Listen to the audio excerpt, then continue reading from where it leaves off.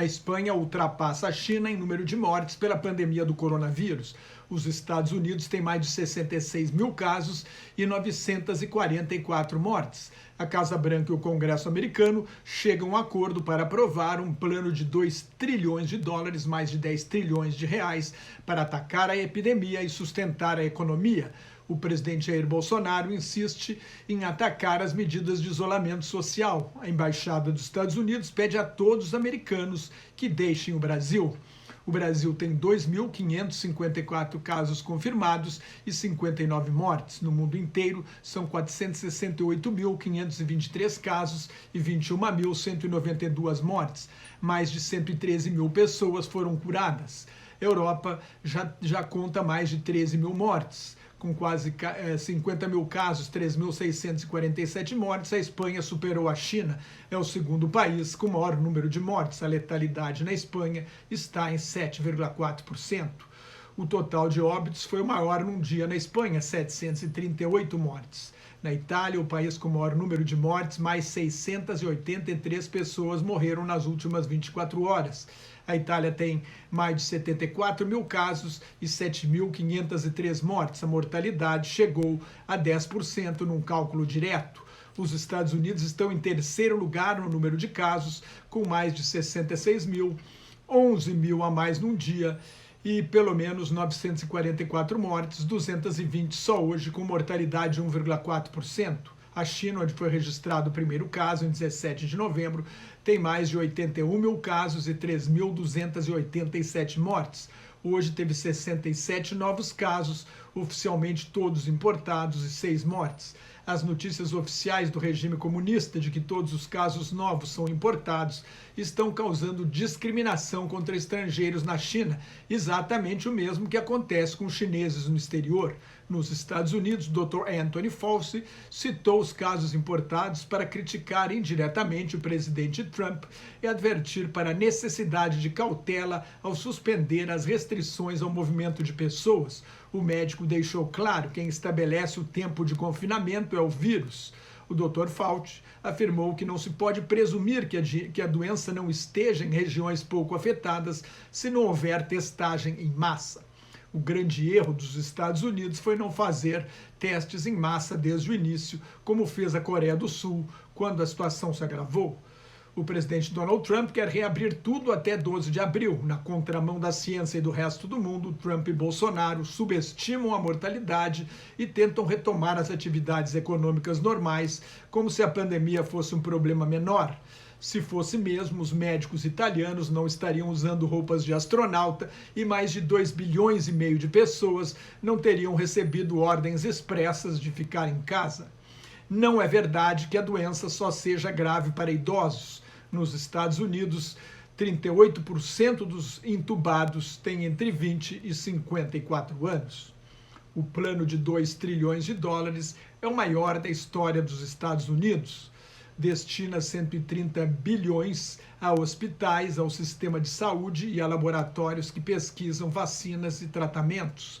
250 bilhões de dólares para ajuda direta a cidadãos de média e baixa renda, 150 bilhões de dólares para estados e municípios e 367 bilhões de dólares em linhas de crédito para empresas, pequenas empresas. Os trabalhadores demitidos receberão seguro-desemprego do governo até a situação voltar ao normal. Na crise de 2008, o governo George W. Bush destinou 750 bilhões de dólares para salvar o sistema financeiro, mas os bancos pagaram a maioria dos empréstimos. Em 2009, o presidente Barack Obama aprovou um programa de estímulo econômico de 787 bilhões de dólares. Juntando os dois, fica abaixo do pacotão acertado na madrugada de hoje.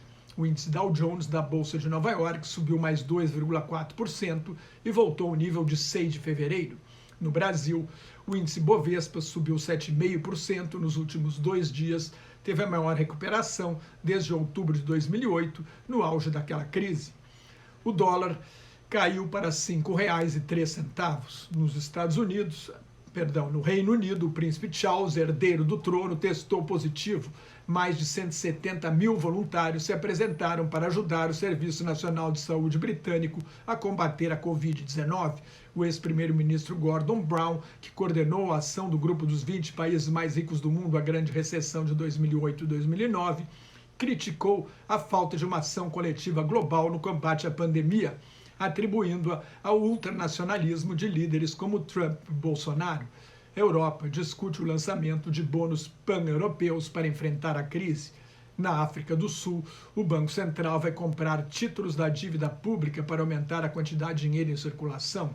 O coronavírus está chegando aos países mais pobres do mundo. Se a pandemia não for combatida globalmente, vai voltar a atacar, adverte o primeiro-ministro da Etiópia, Abiy Ahmed, ganhador do Prêmio Nobel da Paz do ano passado. Na Rússia, o presidente Vladimir Putin anunciou 19 medidas para combater a pandemia, inclusive o adiamento de um referendo marcado para 22 de abril para aprovar reformas constitucionais que permitem mantê-lo no poder até 2036. As medidas incluem uma moratória de 6 meses no pagamento de dívidas para evitar falências, aumento no seguro-desemprego e um adiamento nas prestações da casa própria. Aqui no Brasil, sob crítica de governadores, autoridades de saúde, de seu próprio vice-presidente e do comandante do Exército, o presidente Jair Bolsonaro declarou ter ordenado ao ministro da Saúde, Luiz Henrique Mandetta, que adote o chamado isolamento vertical, para só deixar de fora do convívio social idosos e pessoas com doenças pré-existentes. Ignorante, incompetente e mal informado, Bolsonaro não sabe que na China 80% dos casos foram por transmissão dentro da família, dentro de casa. Bolsonaro falou até que o país poderia sair da normalidade democrática, depois alegou que a esquerda poderia se aproveitar da situação, chamou de crime o que os governadores do Rio e São Paulo estão fazendo, acusou de fazer demagogia barata e exterminar empregos numa política de terra arrasada. Quanto às críticas do presidente do Senado, Davi Alcolumbre, Bolsonaro declarou ficar feliz ao ser criticado por quem nunca fez nada pelo país, logo ele, que passou 28 anos na Câmara sem nunca ter feito nada de importante. Mais notas e comentários sobre política internacional no meu blog Globalização em Crise, que está em nelsonfrancojobim.blogspot.com, no meu Twitter e no Facebook. Muito obrigado.